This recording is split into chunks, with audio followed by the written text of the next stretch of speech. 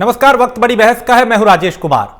पश्चिम बंगाल की राजनीति में एक कथित ऑडियो टेप ने खलबली मचा दी है। इस ऑडियो को जारी किया है भारतीय जनता पार्टी के आईटी सेल के हेड अमित मालवीय ने। बीजेपी की तरफ से दावा किया गया है कि इस टेप में आवाज टीएमसी के चुनावी रणनीतिकार प्रशांत किशोर की है और करीब 2.5 मिनट की इस ऑडियो क्लिप में प्रशांत किशोर मान रहे हैं कि पीएम मोदी बंगाल में भी बेहद लोकप्रिय हैं। साथ ही उन्होंने कहा कि बंगाल के लोग चाहते हैं कि वहां बीजेपी की सरकार बने। तो बीजेपी द्वारा जारी किए गए इस ऑडियो में प्रशांत किशोर कथित रूप से कहते सुने जा सकते हैं कि बंगाल का वोटर पोलराइज हो गया है। वो कहते हैं कि एससी, एसटी और मतुआ समुदाय का वोट बीजेपी को जा रहा है। इसके अलावा सारे हिंदी भाषी बीजेपी की तरफ जा रहे हैं। आइए एक नजर डालते हैं कि प्रशांत किशोर ने इस कथित टेप में क्या कुछ कहा है। अगर वोट है तो मोदी के नाम पर वोट है, वोट है तो हिंदू होने के नाम पर वोट है। पोलराइजेशन, मोदी, हिंदी भाषी, एससी, ये फैक्टर है। शुभेंदु चले गए कि प्रशांत किशोर चले आए, उसका कोई वो मुद्दा नहीं है, वो मुद्दा है ही नहीं। मोदी यहाँ पॉपुलर है, हिंदी भाषियों की 1 करोड़ से ज़्यादा वोट है, दलित यहाँ पर 27% है और वो पूरी तरह से बीजेपी के साथ खड़ा है। प्लस पोलराइजेशन तो है ही है। Which way is the Matua community going, Prashant? Matua will be predominantly voting for BJP, not as unitedly as they did in Lok Sabha.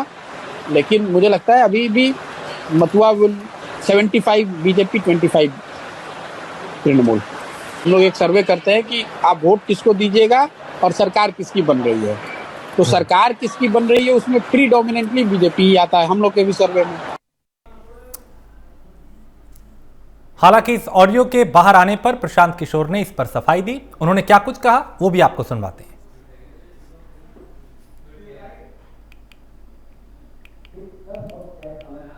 ले रहे हैं। मेरी उनसे अपील है कि चैट के कुछ हिस्से को छोड़कर पूरी बातचीत को जारी करें। जो हिस्सा जारी किया गया है उसमें सवाल का जवाब दिया जा रहा था कि कैसे बीजेपी को 40% वोट मिल रहे हैं और कैसे ये सोच बन रही है कि बीजेपी जीत रही है। बीजेपी बंगाल चुनाव में 100 का आंकड़ा भी पार नहीं कर पाएगी। तो ये पूरा घटनाक्रम है और इस पर अब जो सियासत है वो होने लगी है। पश्चिम बंगाल की सियासत में खलबली है क्योंकि प्रशांत किशोर टीएमसी के रणनीतिकार हैं और ममता बनर्जी के रणनीतिकार हैं। अगर वो ऐसा मान रहे हैं, ऐसा कह रहे हैं तो जाहिर है इसके मायने भी होंगे, उसे हम समझेंगे। हमारे साथ भारतीय जनता पार्टी के प्रवक्ता भी अब से कुछ देर में जुड़ेंगे। हमारे साथ राजनीतिक विश्लेषक हैं राहुल तालान, उनसे समझते हैं तब तक कि आखिर इस बयान के क्या मायने हैं। राहुल, जिस तरीके से प्रशांत किशोर रणनीतिकार अब जाने माने हैं, लोग उन्हें जानते हैं, उनकी बात के भी मायने होते हैं, लेकिन इस ऑडियो के क्या मायने हम समझे? देखिए, प्रशांत किशोर ने एक वो बात बोल दी है इसमें कि अपीजमेंट की पॉलिटिक्स की उन्होंने चर्चा की है कि ये जो अपीजमेंट की पॉलिटिक्स हुई है वो जो 20, 25 और 35 साल और 40 साल से बंगाल में चलती रही है उससे बीजेपी को फायदा हुआ। पूरे देश में ये चलता रहा है। लोग सेकुलरिज्म के नाम पे जो पॉलिटिकल पार्टियां थी वो अपीजमेंट की पॉलिटिक्स कर रही थी और वो जो प्रशांत किशोर ने जो सच्चाई स्वीकार की है वो बड़ी बात है कि उन्होंने वो कुछ खास लोगों के साथ स्वीकार की और वो बाद में लीक हो गई, वो अलग चीज है। लेकिन अगर जो भारत की जो और पॉलिटिकल पार्टी हैं वो भी इस चीज को मान लें तो ये सही टाइम है इस वक्त कि हाँ भाई हमसे गलतियां हुई हैं और हमने अपीजमेंट की पॉलिटिक्स की थी और ये जो अपीजमेंट की पॉलिटिक्स हुई है इसी से बीजेपी का उभार हुआ है। बीजेपी ने एक ऐसे, देखिए, हिंदुओं को कभी माना जाता था कि ये बिखरा हुआ समुदाय एक साथ कभी वोट नहीं करेगा, इसीलिए जो मुस्लिम है उनके वोटों की बहुत ज्यादा चिंता होती थी और सबको ये माना जाता था भारत के राजनीतिक परिदृश्य में कि वो एक साथ और मजबूती से वोट करते हैं, तो उसकी वोट की चिंता सबसे ज्यादा थी पॉलिटिकल पार्टीज को। लेकिन अब जब ये एक 2014 के बाद परिदृश्य चेंज हुआ और एक नई चीजें सामने आई हैं और लोगों को पता चला कि नहीं, हिंदू भी एकजुट होकर वोट कर सकते हैं और 2 बार बीजेपी को, जब हम कभी भी गठबंधन की राजनीति से आगे नहीं सोच पा रहे थे, पूर्ण बहुमत से सरकार बना देना, अब जो भारत की पॉलिटिकल पार्टी उनको सोच करने की, इन पर सोचने और विचारने की जरूरत है। और जब तक ये सारे काम नहीं करेंगे, ये सोचेंगे और विचारेंगे नहीं, तब तक भारतीय पॉलिटिक्स का भला भी नहीं हो सकता है। देखिए, कोई भी किसी भी देश में जब आप सेकुलरिज्म की पॉलिटिक्स करते हैं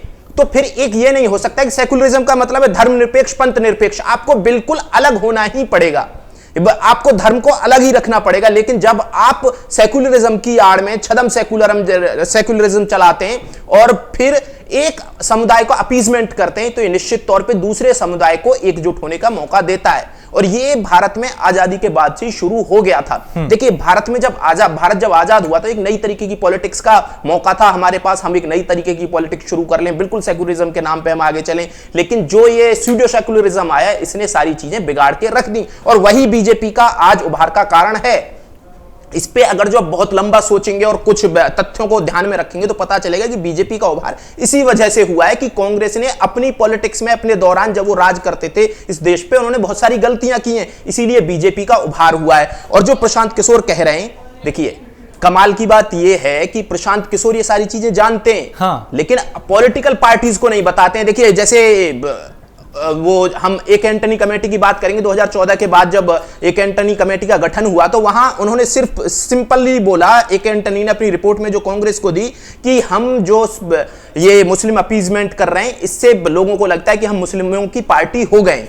तो वो उस रिपोर्ट की भी चर्चा बहुत जरूरी है और कांग्रेस आज भी ये बात मानने के लिए तैयार नहीं है। तो ये दिक्कत की बात ये है कि आप जो कर चुके हैं और उस पे आपके एक बड़े नेता जिनको आप बहुत अच्छा और ईमानदार नेता मानते हैं, उनकी छवि भी अच्छी है, वो जब ये बात करते हैं तो उनकी रिपोर्ट को भी आप नकार देते हैं। लेकिन हाँ, राहुल मैं ये जानना चाहता हूं कि प्रशांत किशोर चूंकि जानते हैं सोशल मीडिया की ताकत क्या है, वो जानते हैं कि अभी चुनाव वहां पे चल रहा है, उससे पहले इस ऑडियो का आना क्या ये भी कोई सोची समझी रणनीति है या वाकई ये उनसे गलती हो गई कि लीक हो गई, हालांकि वो बात कर रहे हैं लोगों से वहां पे सब कुछ सुनाई दे रहा है? देखिए पहली बात तो जिनके साथ बात कर रहे हैं वो सारा का सारा लुटियन गैंग वो एकदम बीजेपी के विरोधी है, उनको ये उम्मीद नहीं थी कि ये लीक हो जाएगा। और देखिए इतना तो प्रशांत किशोर भी जानते हैं जो सोशल मीडिया की और उसकी ताकत को पहचानते हैं कि ये चीजें कभी ना कभी जब आप क्लब हाउस जैसे चैट पे उस पे बात कर रहे हैं तो वो कभी ना कभी लीक हो ही जाएंगी।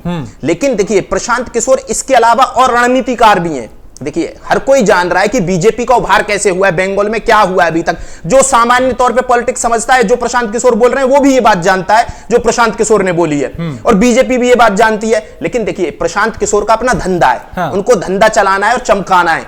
तो वो अगर जो यहां BJP by good luck by bad luck कैसे भी बीजेपी वहां हारती है जीतती है, हाँ। देखिए हारती है तो वाही प्रशांत किशोर की उन्होंने बोल दिया है हाई के आंकड़े को पार नहीं करेगी, और जीतती है तो वो पहले ही बोल चुके हैं कि भाई मेरी तो बात पहले ही मैंने तो सारी चीज जानता था। और वो जो पंजाब में जो उनको स्ट्रेटेजिस्ट बनने का दोबारा से मौका मिलेगा कि वो भी उनका धंधा वहां सुरक्षित रहेगा, कि प्रशांत किशोर को पहले से ही पता था। दीदी ने बात नहीं मानी, वो थोड़ा दीदी पे सारी चीजें डाल देंगे कि दीदी ने बात नहीं मानी थी, मैं तो यही बात कर रहा था और मैं लोगों को समझा भी रहा था, हाँ। और देखिए जो ये लोग गैंग है ना जो पूरा का पूरा जिनके साथ वो बात कर रहे थे प्रशांत किशोर, हाँ। वो सारे के सारे इनकी छवि को और चमकाने पे भी लगे हुए हैं। देखिए प्रशांत किशोर मुझे लगता है मीडिया का प्रोडक्ट ज्यादा है।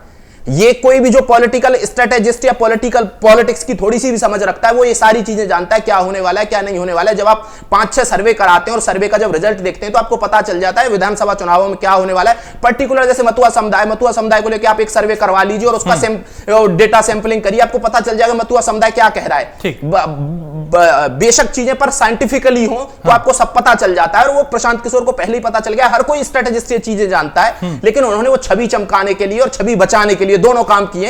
एक तीर से दो निशाने साधे। अगर दीदी वहां हार जाती है तो ठीक है, वो यहां पंजाब में वो जो अमरिंदर सिंह के साथ जो उनकी डील हुई है वो भी सुरक्षित रहेगी उसके बाद भी। ठीक, अश्विनी शाही भी हमारे साथ भारतीय जनता पार्टी के प्रवक्ता हैं। अश्विनी जी, प्रशांत का ये जो ऑडियो लीक हुआ है और इसमें जो भारतीय जनता पार्टी की लोकप्रियता की, प्रधानमंत्री की लोकप्रियता की और जीत की जो बात की जा रही है उस पर आपकी क्या प्रतिक्रिया है? और चूंकि टीएमसी इसे भारतीय जनता पार्टी की साजिश बता रही है।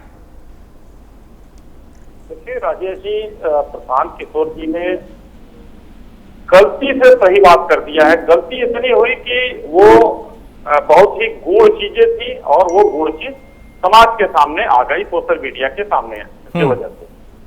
प्रशांत किशोर जी ने सत्य बात कहा है। उनकी बातों में 3-4 जो गूढ़ रहस्य हैं, 4 पॉइंट मैं आपको लेता हूं कि मोदी जी के नाम पर वोट मिल रहा है, मोदी जी पॉपुलर है ममता बनर्जी से। दूसरा उसमें है दलित समुदाय के वोट 27% है, मधुआ समाज का 75% जो है बीजेपी के साथ है। इसका भी मैं मानता हूं कि मोदी जी की और भारतीय जनता पार्टी की पॉपुलरिटी से संबंध है। तीसरा, बीजेपी को 40% से ऊपर वोट मिल रहा है। तो ये चीजें सच्चाई हैं, यथार्थ हैं, जो कि हमारे किसी भी नेता के वहां जाने पर जो जनसभा हो रही है वहां की भीड़ देख लीजिए, अपार जनसमूह उमड़ रहा है। लोग परिवर्तन चाहते हैं और लोगों ने ये देखा है कि पश्चिम बंगाल में परिवर्तन भारतीय जनता पार्टी करेगी, तभी बंगाल का कुछ भला होगा। इस वजह से उन लोगों को दहशत हो गया है। देखिए ममता जी आज हमको लग रहा है कितने दिनों से व्हील चेयर से नीचे नहीं उतरी। उनको नंदीग्राम में वो एक अपने पार्टी की अध्यक्षा है, भले ही वो उनकी एक इलाकाई पार्टी है, लेकिन अपने चुनाव क्षेत्र में वो एक हफ्ते तक जाकर कैंप करती हैं। ये बहुत कुछ कहता है राजेश जी, जिसको उन्होंने शब्दों में बयान नहीं किया और उनके ही प्रशांत किशोर जी ने सबके सामने ले आकर रख दिया कि सच्चाई क्या है। और अभी राहुल जी ने जो कहा दो चार बातें, उसमें जो एक लुटियन गैंग उन्होंने शब्द यूज किया, वो वाकई आप देखिए जितने भी चेहरे उसमें नजर आ रहे हैं वो सारे लोग, कोई ऐसा नहीं है जो, मैं किसी को देश विरोधी नहीं कह रहा हूं, लेकिन लोग मोदी विरोधी हैं। वहां सारे जितने हैं सब मोदी विरोधी हैं।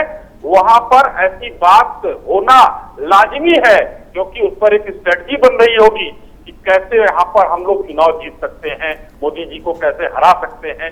लेकिन एक्चुअल चीज प्रशांत किशोर जी ने वहां रखा।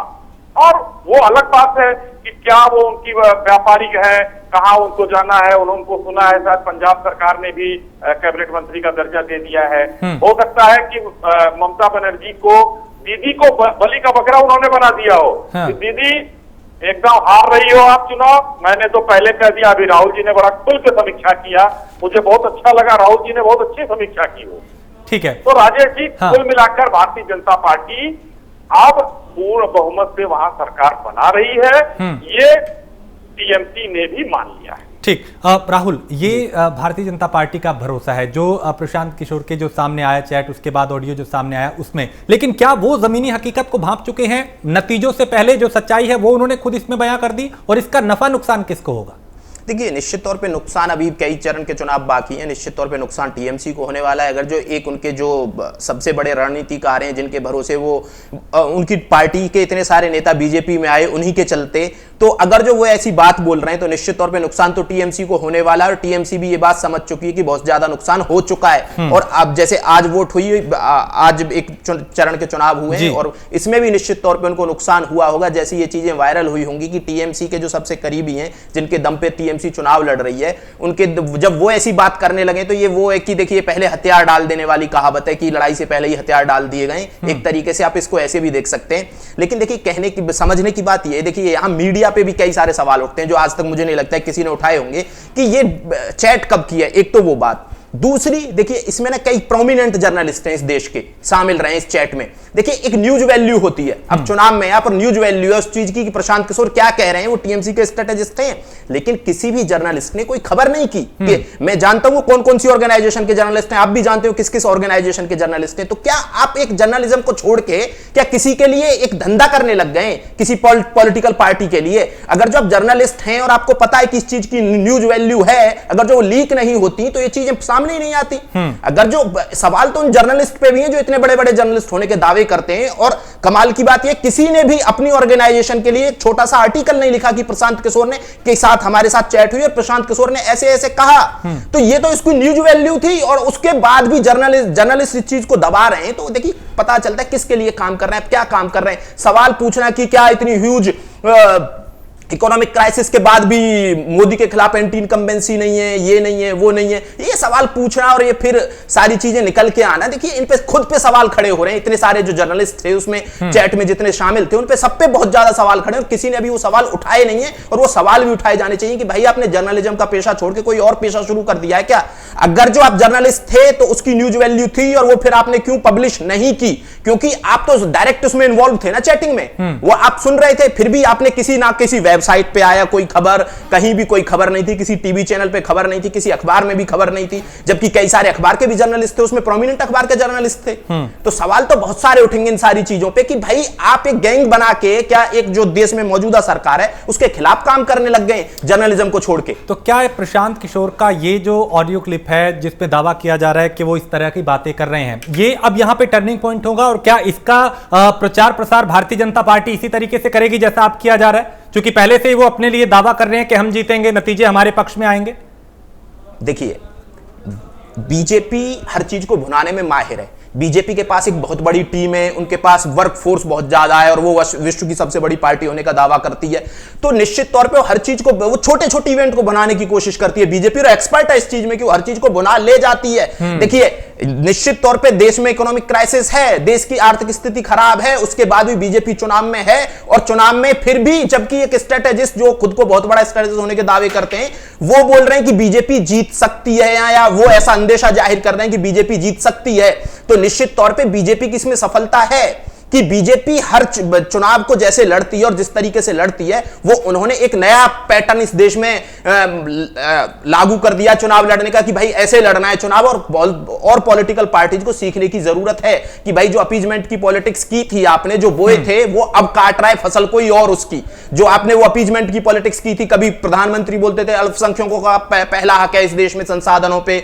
ये जो सारी चीजें बोई गई हैं, ये अब उसको काट रही है बीजेपी और उसका लाभ ले रही है। और देखिए ये जब आप एक अपीजमेंट की पॉलिटिक्स करते हैं ना, तो वो धीरे धीरे हो सकता है कि वो कभी, अभी जब आप सरकार में रहे, वो उस टाइम पे लोगों ने आप पे भरोसा जताया, लेकिन आप तब भी वो सारी चीजें करते रहे, और आज जो स्थिति है, हाँ। जो बीजेपी इतनी मजबूत स्थिति में, वो कांग्रेस की देन है, क्योंकि कांग्रेस ने इतनी अपीजमेंट की पॉलिटिक्स की। बाकी और जो भी पॉलिटिकल पार्टीज हैं जो कांग्रेस से निकली हैं, हाँ। उन्होंने सबने अपीजमेंट की पॉलिटिक्स की है इस देश में, स्यूडो सेकुलरिज्म इस देश में रहा है, और देखिए धर्मनिरपेक्षता या पंथ निरपेक्षता का कैसे फायदा उठाया है इन्होंने, कि अपीजमेंट की जो पॉलिटिक्स की है उससे हाँ। देश को नुकसान हुआ है निश्चित तौर पे। ठीक है अश्विनी शाही, अब चूंकि आप लोग तो पहले से ही दावा कर रहे थे कि पश्चिम बंगाल में बीजेपी की सरकार आएगी, 2 मई के नतीजे हमारे पक्ष में होंगे, अब जो ये मामला पूरा हुआ है, खलबली पूरी सियासत में मची हुई है, इसके बाद आपके हौसले और बुलंद होंगे। अब क्या उम्मीदें हैं आपको कि अभी जमीनी जो हकीकत थी वो सामने आ चुकी है, या अभी ये भी कोई रणनीति का हिस्सा हो सकता है?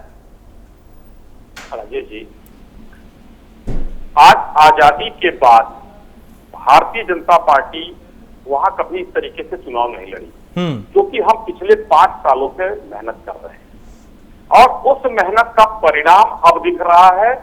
जो बूथ बूथ के पास पर हमारे कार्यकर्ता आज खड़े हैं, ये एक बहुत ही भारी मेहनत जो हमारी टीम लगी थी, राष्ट्रीय अध्यक्ष जी के नेतृत्व में, कैलाश विजयवर्गीय जी वहां लगे हुए थे, बाकी और हमारे जो कार्यकर्ता लगे हुए थे, उन्होंने आज भारतीय जनता पार्टी को बूथ तक पहुंचा दिया है। ये एक बहुत बड़ी चीज है जो हम वहां पर देख रहे हैं। दूसरा कह रहे थे कि हम कह रहे थे कि हम चुनाव जीतेंगे, अब उसमें जुड़ क्या जाता है, एक तो एक तरफ हमारी मेहनत है, दूसरी तरफ अन्य पार्टियों से लोगों का मोह भंग है, जो वहां पर वसूली और चीजों पर, मतलब कोयले से लेकर और हर चीज में सब सामने आ गया है, उसमें कुछ चर्चा करने की जरूरत नहीं है। उन लोगों के उस कुकृत्य से जनता वहां की वाकिफ हो चुकी है, और उनको ये लग रहा है कि भारतीय जनता पार्टी ही एक पार्टी है जो बदलाव ला सकती है, और वहां पर जो भी व्यक्ति गया है, वहां पर जो भी प्रचार करने गया है, देखने गया है, वो एकदम बहुत नजदीक से, और आपके तो रिपोर्टर वहां गए होंगे, उन्होंने देखा होगा बहुत ही नजदीक से कि भारतीय जनता के प्रति, जनता पार्टी के प्रति कितना उत्साह है लोगों के अंदर, और वो गुस्सा उनके प्रति है कि उनको वहां से हटाना है। बंगाल में एक जो लहर आई है, जो एक बदलाव की बयार बही है, आज देखिए 8 चरणों के चुनाव में लोगों ने सवाल उठा दिए, आज देखिए उसकी एक परिणति हो गई। बहुत कुछ करते हुए भी आज वहां पर बदमाशी हुई, और तृणमूल कांग्रेस के गुंडों ने वहां पर बवाल काटा, आत्मरक्षार्थ वहां पर गोलियां चलानी पड़ी। क्या अब ये उसने नहीं चलाया, ये अभी जांच का विषय हो रहा है कि किसने गोली चलाई। तो ये सब चीजें होती थी, वहां बम भी मिले हैं, सब कुछ हुआ है। मेरा कहने का मतलब है राजेश जी, जो आज चीजें थी अंदर अंदर वो जबान पर आ गई है। आज प्रशांत किशोर जी को ये कहने की नौबत क्यों आई? वो लोग, अभी राहुल जी की बस 2 बातों को मैं लूंगा, एक तो अपीजमेंट की पॉलिटिक्स की बात इन्होंने की, ये आज पूरा देश, मैं सहमत हूं इनकी बातों से, भारतीय जनता पार्टी को छोड़कर ये छद्म सेकुलरिज्म वाले पार्टी वाले ये सिर्फ और सिर्फ तुष्टीकरण का काम करते रहे कि एक वर्ग को सिर्फ वोट के लिए ये यूज करते रहे। आज वहां पर हिंदू समाज हो, मुस्लिम समाज हो, कोई वोट उनको नहीं देने जा रहा है। ये भारतीय जनता पार्टी सबका साथ, सबका विकास और सबका विश्वास जीतकर आज सरकार बनाने के राह पर अग्रसर है। ठीक। जी राजेश। राहुल, देखिए, जो परिणाम होगा वो तो खैर नतीजे बताएंगे कि क्या यहाँ के जो मतदान हुआ उसके जनता किसके साथ गई, किसके खिलाफ गई। दावे अपील सबके अपने अपने हैं। प्रशांत किशोर का जरूर ये मसला आया बीच में, लेकिन अब किशोर जो ऊँट है वो किशोर करवट लेगा, ये आने वाला वक्त बताएगा। उससे पहले मैं ये समझना चाहता हूँ, चूंकि हमने देखा प्रधानमंत्री वहां पे, गृह मंत्री वहां पे, भारतीय जनता पार्टी के राष्ट्रीय अध्यक्ष वहां पे और तमाम केंद्रीय मंत्री, योगी आदित्यनाथ, यानी पूरी ताकत झोंक दी चुनाव जीतने के लिए। तो क्या उसका असर है जो प्रशांत किशोर अब कबूल करते हुए नजर आ रहे हैं अंदर खाने में? नहीं, देखिए, बंगाल बहुत दिन से इस चीज के लिए झटपटा रहा था कि देखिए बंगाल में ना एक जो ये छदमपंथ निरपेक्षता है उसका जो बीज है बंगाल में। देखिए बंगाल ना कभी भी आप बंगाल की हिस्ट्री उठा के देखेंगे कि हिंदुत्व की जो पॉलिटिक्स है वो शुरुआत बंगाल से हुई थी। बीजेपी के फोरफादर श्यामा प्रसाद मुखर्जी यहीं से थे, लेकिन बंगाल में कभी भी बीजेपी वैसे ग्रो नहीं कर पाई, या बीजेपी या फिर कह लीजिए उस टाइम के जो भी पार्टी रही थी वो ग्रो नहीं कर पाए और उनकी ऐसी ग्रोथ नहीं हुई कि जिससे वो ये दिखा सकें कि हम बंगाल में हैं। लेकिन जब से बीजेपी 2014 में आई और अमित शाह जी ने कमान संभाली थी बीजेपी की, तो उसके बाद ये तय हुआ कि बंगाल पे फोकस किया जाए, बंगाल और केरल पे। लेकिन देखिए केरल का चुनाव इस वक्त बीजेपी वैसे नहीं लड़ रही है और बीजेपी ने केरल पे उतना ज्यादा ध्यान नहीं दिया है, लेकिन बंगाल में जो दिखाई दिया बीजेपी को कि भाई यहां बहुत कुछ है हमारे लिए, और बीजेपी ने वहां सारी ताकत झोंक दी। देखिए, और लेकिन इसके बाद भी बीजेपी ये नहीं है, देखिए मैं ये नहीं बोल रहा हूं कि वो उतनी ग्रोथ कर जाएगी, सरकार बना पाएंगे या नहीं बना पाएंगे, लेकिन एक ऐसी स्थिति में होंगे निश्चित तौर पे जिसको सम्मानजनक स्थिति कहा जाएगा और जिसको कहा जाएगा कि बीजेपी ने वहां एकदम जो ग्रोथ की है वो एकदम ड्रास्टिकली चेंज लेके आएगी वहां की पॉलिटिक्स में, और ये पूरे भारत की पॉलिटिक्स में लेके आएगी। देखिए कुछ जो स्टेट है ना अभी भी वहां छदम सेकुलरिज्म बहुत ज्यादा चल रहा है, और जब इन सारी चीजों से पार पाएंगे तो तब पता चलेगा कि भारत की पॉलिटिक्स क्या है, भारत का जो बहुसंख्यक है वो क्या चाहता है, अल्पसंख्यक क्या जो है वो क्या चाहता है। देखिए आज तक अल्पसंख्यकों को भरगला के रखा गया है कि भाई हम आपके लिए ये करते हैं वो करते हैं, हिंदुओं से डरा के रखा गया है। लेकिन जहां जहां बीजेपी की सरकार आई है मुझे नहीं लगता है कि दंगे फसाद हो रहे हैं बहुत ज्यादा और ये सारी चीजें हो रहे हैं, जबकि बाकी और पॉलिटिकल पार्टियों जो कि देखेंगे तो बहुत ज्यादा दंगे फसाद हुए, अल्पसंख्यकों को डरा के रखा गया। लेकिन ये और देखिए सबसे बड़ी बात यह कि झिझक टूट रही है अल्पसंख्यकों की, बीजेपी को वोट का जो पहले अछूत मानते थे अब धीरे धीरे बीजेपी की तरफ भी वोट आ रहे हैं। तो ये निश्चित तौर पे भारत की राजनीति का एक सुखद क्षण है कि भाई अल्पसंख्यक भी बीजेपी को वोट कर रहे हैं, और बीजेपी कोई ऐसा कोई, देखिए ठीक है एक भारत का हिंदुत्व एक कल्चर रहा है और ये सारी चीजें रही हैं उसकी बात करती है बीजेपी, लेकिन बीजेपी की तरफ से कुछ ऐसा नहीं हुआ है कि भाई उनको डराया गया, धमकाया गया, ये किया गया, इस समुदाय के नाम पे दूसरे समुदाय को लड़ाया गया और दिखाया गया कि इससे आपको डर है और आपको दिक्कत हो जाएगी, ये हो जाएगी, वो हो जाएगी। और सबसे बड़ी बात ये देखिए, अब बात जैसे बंगाल में अगर जो ये ड्रास्टिकली चेंज आता है और बीजेपी वहां सरकार बनाने की स्थिति में पहुंच जाती है तो इनका नेक्स्ट फोकस बीजेपी का होगा केरल। केरल में भी बीजेपी ने थोड़ी थोड़ी ताकत झोंकी है, लेकिन उस हिसाब से नहीं जैसी बंगाल में झोंकी है। देखिए बंगाल में ममता बनर्जी भी जब आई थी तो वो बोली थी कि भाई हम जो यहाँ फिल्ट्रेशन हो रहा है उसको रोकेंगे, ये करेंगे, वो करेंगे, लेकिन उसके बाद उन सारी चीजों को उन्होंने पीछे कर दिया और उनके अलग ही इश्यूज क्रिएट कर लिए और उनपे वो चुनाव लड़ती रही, ये करती रही। देखिए जब आप जिस कोर इशू पे लड़के आते हैं ना फिर उसको आप साइड कर देते हैं तो निश्चित तौर पर आपकी जो प्रासंगिकता है वोटर की नजरों में वो घट जाती है, और ये घटी है ममता बनर्जी की। और देखिए एक और चीज मैं कहना चाहूंगा कि कांग्रेस कहीं भी चुनाव में दिखाई नहीं दे रही। देखिए बीजेपी यहां सिर्फ टीएमसी से नहीं लड़ रही है, बीजेपी यहां सारी पॉलिटिकल पार्टी से लड़ रही है। सारी पॉलिटिकल पार्टी ये चाहती हैं बंगाल में कि टीएमसी जीत जाए। जैसे असम में राहुल गांधी बहुत ज्यादा दिखाई दे रहे हैं और कहीं दिखाई देते हैं, लेकिन वहां दिखाई नहीं दे रहे हैं, है ना। तो वो क्यों दिखाई नहीं दे रहे? वो चाहते हैं कि भाई जो लूज पड़ रही है टीएमसी, अगर जो कांग्रेस का वोटर भी उसकी साइड जाए, जो भी कांग्रेस का वोट परसेंट है वहां वो भी चला जाए, लेकिन बीजेपी की सरकार नहीं आनी चाहिए। ये जो चेंज हो रहा है ना भारत की पॉलिटिक्स में, ये बड़ा अजीब सा लगता है कि भाई एक पॉलिटिकल पार्टी से सारी पॉलिटिकल पार्टियां लड़ रही हैं और वो पॉलिटिकल पार्टी उसके बाद भी ग्रोथ कर रही है, लेकिन फिर भी जो पॉलिटिकल पार्टियां हैं जो अपोजिशन है बीजेपी का, वो ये सोचने की नहीं सोच रहे हैं कि भाई ये ग्रोथ क्यों कर रहे हैं और उस पर कोई सोच या विचार नहीं हो रहा है। ये दुखद है। ठीक है, रोशनी जायसवाल हैं, प्रवक्ता कांग्रेस की, हमारे साथ फोन पे जुड़ी हैं। रोशनी जी, प्रशांत किशोर ने उनका जो ऑडियो लीक हुआ है उसमें वो ये मान रहे हैं कि पश्चिम बंगाल में भारतीय जनता पार्टी जो है वो मजबूत है, वो सरकार बना रही है। आपकी इस पर क्या प्रतिक्रिया?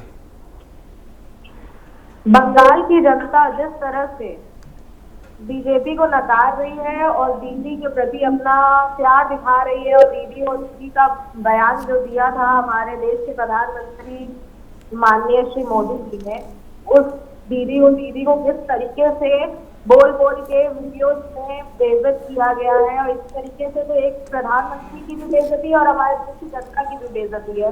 तो चाहे जितना भी बीजेपी के नेता का ऑडियो लीक हो जाए कि हम जीत रहे हैं, लेकिन सच कुछ और है। वहाँ पे जैसा देखने को मिल रहा है, बीजेपी मुश्किल से 30-40 सीट में नहीं ला पाएगी। ठीक है, बहुत शुक्रिया रोशनी जी हमारे साथ जुड़ने के लिए। तो कांग्रेस प्रवक्ता हैं जो ये कह रही हैं कि चाहे कोई भी ऑडियो क्लिप हो, लेकिन जो नतीजे आएंगे वो बिल्कुल अलग होंगे। अब सबके अपने अपने दावे हैं, अपनी अपनी उम्मीदें हैं और अपने अपने वादे हैं। होगा क्या ये आने वाला वक्त बताएगा। लेकिन प्रशांत किशोर का ये जो ऑडियो बीच में आया है, इसके आने के बाद पश्चिम बंगाल की जो सियासत है वो जरूर गर्मा चुकी है। वक्त इतना ही था। बहुत शुक्रिया अश्विनी शाही जी हमारे साथ जुड़ने के लिए। राहुल तालान जी आपका भी बहुत शुक्रिया चर्चा में शामिल होने के लिए। तो बड़ी बात ये, बड़ा सवाल ये कि जो प्रशांत किशोर कबूल कर रहे हैं, जो बात सामने उनके दिल से निकल आई, उसका कितना असर पश्चिम बंगाल के चुनाव पर होगा, आने वाला वक्त तय करेगा। नतीजे बचाएंगे, क्योंकि जनता ही तय करेगी कि वो किसके साथ गई, किसके खिलाफ गई।